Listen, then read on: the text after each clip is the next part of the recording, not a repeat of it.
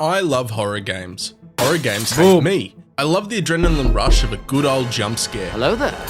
However, there is one slight issue. Hello. I am a giant pussy. Because of this, my garden of ever-growing backlog titles has become full of horror games that all need their chance to make me poop my pants. So today, I'm putting down the Call of Duties and strapping in to play some horror games that I haven't played. Then, I'm going to talk about them as a coping mechanism and rank them on a scale of Star Wars Battlefront to Star Wars Battlefront. And if you're also a fellow scaredy cat, don't worry, PapaSym has got you covered. Hold my hand, let's dive into Resident Evil 7. Welcome to the family, son. The game that saved the Resident Evil series is our first opponent on today's list, and despite having a 7 in its name, it's actually the 11th mainline game and 22nd overall Resident Evil game. And yes, my brain hurts looking up these numbers. We play as Ethan Winters, a man willing to go into this place for his girlfriend Mia, a girl he's not seen in 3 years. Whatever is going on in Ethan's head is far scarier than anything in the game. I'm in danger! Needless to say, things go sideways pretty quickly. Mia is a prisoner in a basement, then she's not happy to see us, then she is happy to see us, then she's not happy to see us, then we lose a hand. It's a whole thing, I'm not going there.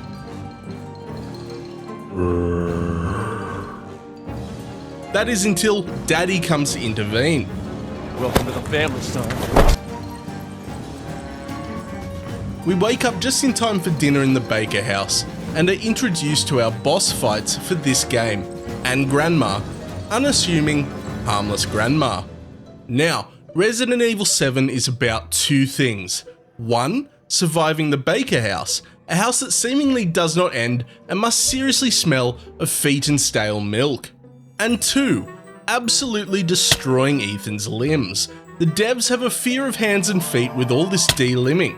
In the first hour of the game, Ethan loses a hand and a leg, which cannot be good for you. I'm no doctor, but I'm fairly sure you need both of these things to escape a psycho murder house. Now that Ethan is free and has glued his hands and feet back on, we must get out of here and probably find a new girlfriend. A cop shows up shortly afterwards. I don't know, I guess he's just on his daily patrol through the swamps, and somehow Ethan convinces him to give us a knife. It's a real shame that this officer will not be helping us any further.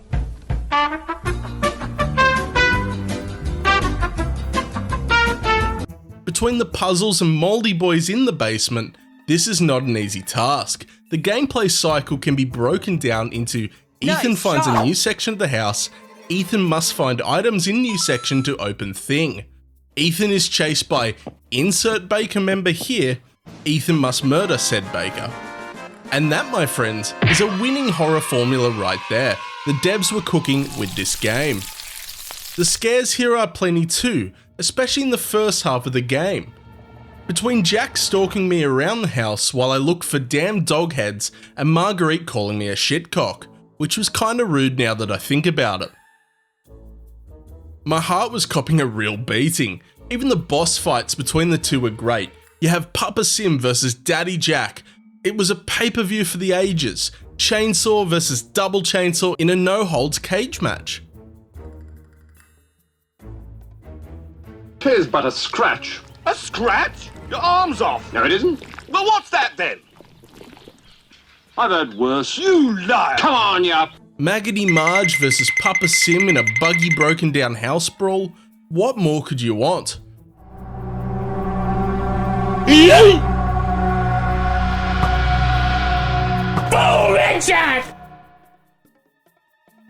It's just a shame that the final acts of the game are on a boat and in a mine. Overall, I give Resident Evil 7 a scare factor of 7 and a mold factor of 12.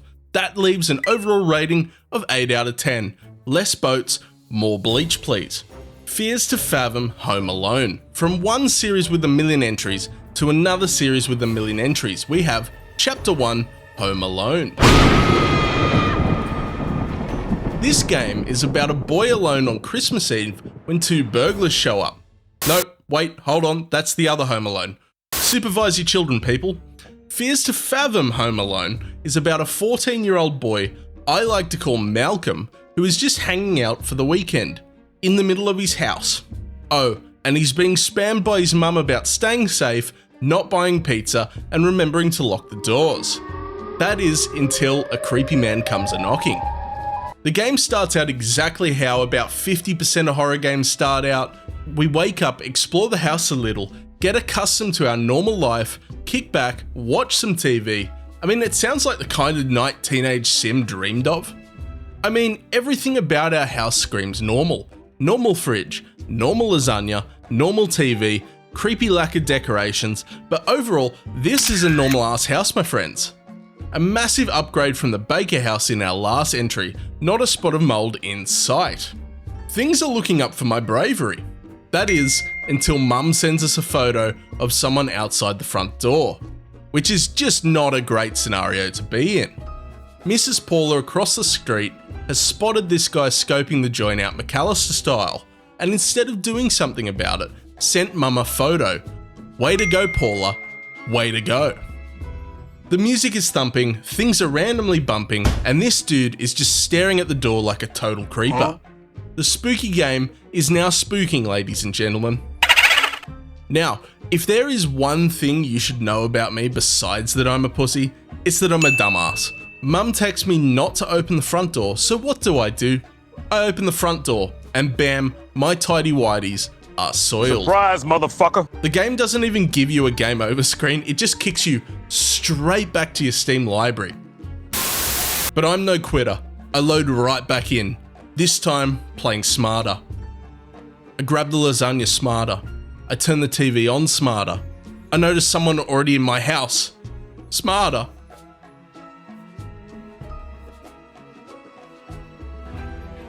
Oh, hell no. Nope, I'm hiding under the bed. That's right, kids. Hiding from your problems is always the right answer. Scare factor of 5 out of 10. Lasagna factor of 7 out of 10. Overall rating, 6 out of 10. The game itself is pretty basic, being made by one guy in a Reddit post, but the atmosphere it builds is great fun. Sneaking around my house knowing someone was already inside on that second playthrough, probably sniffing through my parents' laundry, was crazy fun. I have now added the other Fears games to my backlog. The Convenience Store. The Convenience Store is a charming little indie horror game where we play as Girl. Girl works at her village convenience store, and so we must get up, get ready, wait for food to cook in the second video game of this video.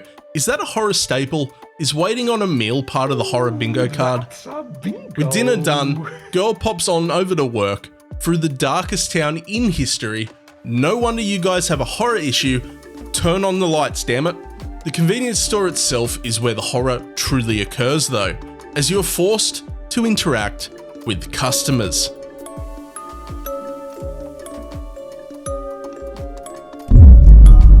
Seriously, I'd rather go toe-to-toe with Jackie B than speak to a customer. Scare factor, 10 out of 10. The atmosphere is once again on point here, as I juggle catering customers that look like Lara Croft's elbow in the first Tomb Raider, stocking the storefront, and the odd paranormal entity. Hello. Oh, and there's also this guy. I don't exactly know what this Gollum-ass looking dude is, or which one of the many flavours of noodles we have he'd like.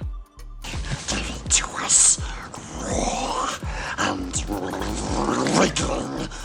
As the days pass, I encounter more and more freaky stuff, like our manager, or our manager but dead, or especially this old lady who spends my entire shift in the bathroom.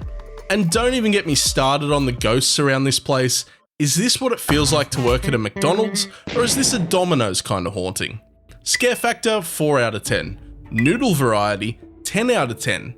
Overall, 7 out of 10. I really like the convenience store. Its normality made it really eerie. One second I'd be gathering stock from the shelves, the next I'm in a creepy death shed out the back, only to be dropped right back into my normal life. Based on the Steam storefront, the developer Chiller Art has made like 1 million of these games. I offer a cookie to the first person that recommends me the next one of these games to try. Condemned Criminal Origins. The scariest part of Condemned is getting the game to actually work on PC. Computer says no. A launch game for the Xbox 360, Condemned is guilty of both scaring a young PapaSym senseless with these potato faces and murdering his Xbox 360. The good old days of gaming, where every time you turned on your Xbox, it could have been the last. Who didn't love a good thrill? In Condemned, we play as Thomas, a detective chasing down the matchmaker, a killer who murders young women and pairs them with mannequins. Oh, and he has also killed our two friends here and pinned it on us, a plan which would immediately fall flat when his fingerprints are lifted off the gun. But hey, Thomas ain't a thinker, and now he's on the run. Serial killers aside though, why does literally every character in this game look massive? Seriously, Officer Becker over here looks like a long-lost third cousin of Marcus Phoenix. And if they didn't look like the COG army, they sure do walk like them. Now, this is gaming, my friends. Thomas be about to clock a world record at the next Olympics with this speed. I don't think you have any idea how fast I really am. I'm fast as fuck, boy.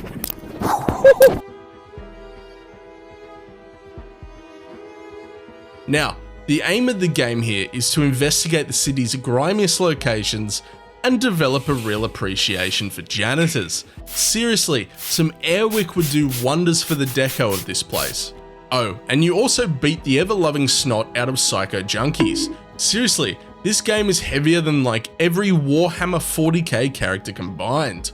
The combat is where this game really shines. Scattered around the levels are a vast horde of pipes, wrenches, axes, and planks, all just itching to bruise up a bad guy. Thomas is less a detective and more a WWE wrestler. Triple H would be proud of my prowess with a sledgehammer.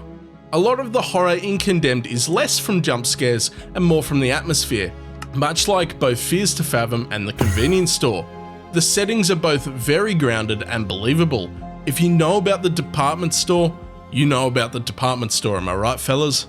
Condemned Criminal Origins gets a scare factor of 5 out of 10, an 8 out of 10 for buff psycho fireman, and an overall 7 out of 10. For a 20-year-old game, Condemned's gameplay still holds up pretty well.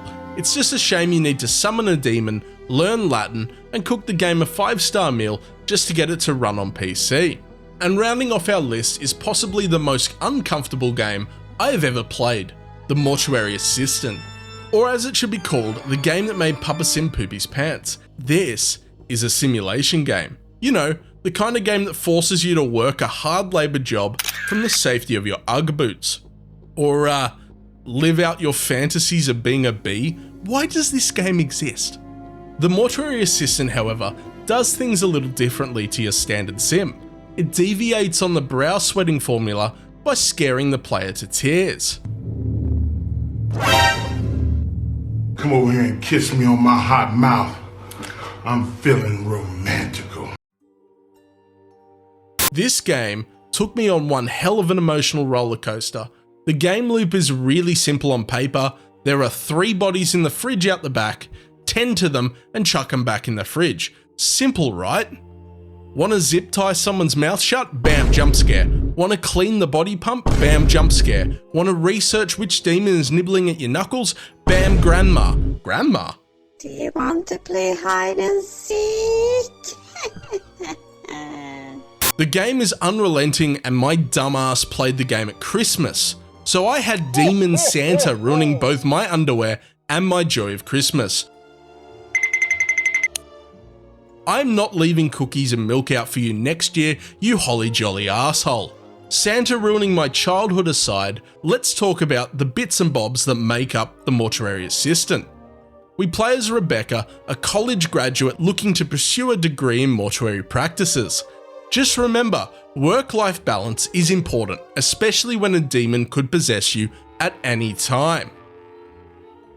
Upon working exactly 4 seconds at our first job, a demon bonds with Rebecca, which kinda reminds me of the same way cats bond with humans. At first, cute little things will happen. The door might open, maybe a bottle is knocked off the table,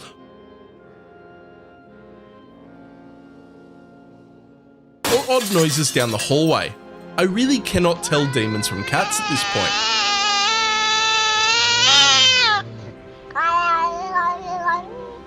The longer we take to prepare the bodies, however, the meaner the demon gets. And let me tell you, old PapaSym was having a time. But I also could not put the game down. I ended up completing 2 runs of the game, seeing 2 of the 6 endings. In one, Santa was the demon, and I shoved the big guy in the furnace successfully, surviving the night. In the other, I guessed wrong and turned my boss into a human ball, after being possessed by Toby. Toby is 634 years old, an Aries, and loves cold brew and coffee. Toby has also stated that if you do not subscribe, he will do the thing he likes, where he spins my knees 360 degrees. The Mortuary Assistant was by far the scariest game in today's group, and most consistent. Mortuary Assistant gets a 9 out of 10 for scare factor, a 9 out of 10 for Christmas joy, and an overall 9 out of 10. Fantastic game. Alrighty, and that leaves the rankings left to cover, because Toby refuses to let me walk away without a tier list. Apparently these will do wonders for our branding and engagement. Toby was a marketing agent in a past possession. Okay, that's the end of the video. Hey Siri, how do I get unpossessed?